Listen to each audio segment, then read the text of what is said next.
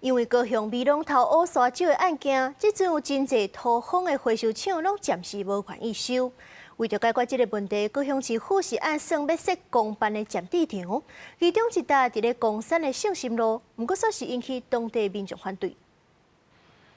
树桩顶绑几啊条抗议的布条，为了解决营建要废土无地坑的问题，高雄市长按算伫北高雄的公山桥头甲燕巢顶地设置的公办废土场。公山圣心路这块大塘的空地就是预定地之一，当地真不满。那块地在我们居家才200公尺，就在这块地的300公尺，很多间的幼稚园。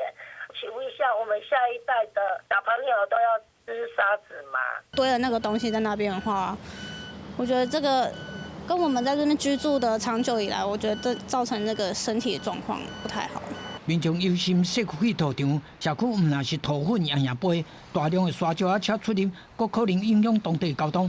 有民意代表认为，废土场资讯无透明，规划无明确，设占地场是要等南青计划区动工，变数伤多，爱阁检讨。他想说。 南新计划在117年有可能会动工，那如果南新计划在117年没有动工的话，那我想请问高雄市工务局，这些土方要去哪里？小港洲际2期的永久堆置点，市府已经积极与中央协调推动相关计划。冈山竹围地区目前仅为暂时性评估地点。高雄市长表示讲，废土场也未定案，会谨慎来评估。